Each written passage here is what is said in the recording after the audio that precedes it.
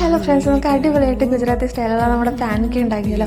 അതിനകത്ത് നമ്മുടെ ഇഞ്ചി പച്ചമുളക് നന്നായിട്ട് ഇതുപോലെ ഒന്ന് ചതച്ചെടുക്കണം കേട്ടോ. അതിനുശേഷം ഒരു ബൗളിലേക്ക് നമുക്ക് ആവശ്യത്തിനുള്ള അരിപ്പൊടി, അതായത് നമ്മുടെ ഇടിയപ്പവും പത്തിരിയൊക്കെ ഉണ്ടാക്കില്ലേ ആ രീതിയിലുള്ള അരിപ്പൊടിയും, പിന്നെ ആവശ്യത്തിനുള്ള തൈര്, പുളിപ്പില്ലാത്ത തൈര്, നമ്മുടെ മഞ്ഞൾപ്പൊടിയും, പിന്നെ പെരുങ്കായപ്പൊടിയും, ഉപ്പ്, പിന്നെ മല്ലിച്ചേപ്പ്, പിന്നെ നമ്മൾ നേരത്തെ ചതച്ച് വെച്ചിരിക്കുന്ന ഇഞ്ചി പച്ചമുളകും കൂടി ഇട്ട് കൊടുത്തിട്ട് ആവശ്യത്തിനുള്ള വെള്ളം കൂടി ഒഴിച്ച് നന്നായിട്ടത് മിക്സ് ചെയ്തെടുക്കണം കേട്ടോ. അതായത് നമ്മൾ ദോശയൊക്കെ ഉണ്ടാക്കില്ലേ ആ രീതിയിൽ മിക്സ് ചെയ്തെടുത്തതിന് ശേഷം ഒരു വാഴയിലയിലേക്ക് കുറച്ച് എണ്ണ ഒഴിച്ചിട്ട് അത് നന്നായിട്ടൊന്ന് മസാജ് ചെയ്തെടുത്തതിന് ശേഷം അതിലേക്ക് നമ്മൾ നേരത്തെ കലക്കി വെച്ചിരിക്കുന്ന മാവിൽ അത് ഒഴിച്ച് കൊടുത്തിട്ട് ഇതേപോലെ ദോശയൊക്കെ ചുടുമ്പോൾ പരത്തിയെടുക്കില്ലേ അതേ കൂട്ടൊന്ന് പരത്തിയെടുക്കണം കേട്ടോ. അതിന് ശേഷം വേറൊരു വാഴയില കൊണ്ട് അതിലും ഇതേപോലെ എണ്ണ തടവി വയ്ക്കണം കേട്ടോ.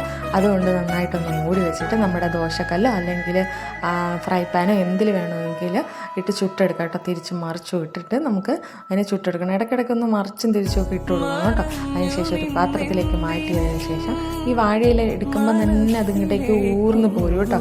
അത് പിഞ്ഞോ അങ്ങനെ ഒന്നും പോകത്തില്ല.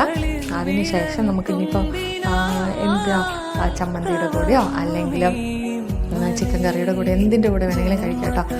ഇത് എല്ലാവർക്കും ഇഷ്ടപ്പെടണമെന്നില്ല, പക്ഷേ ഞങ്ങൾക്ക് ഇഷ്ടമാണ്.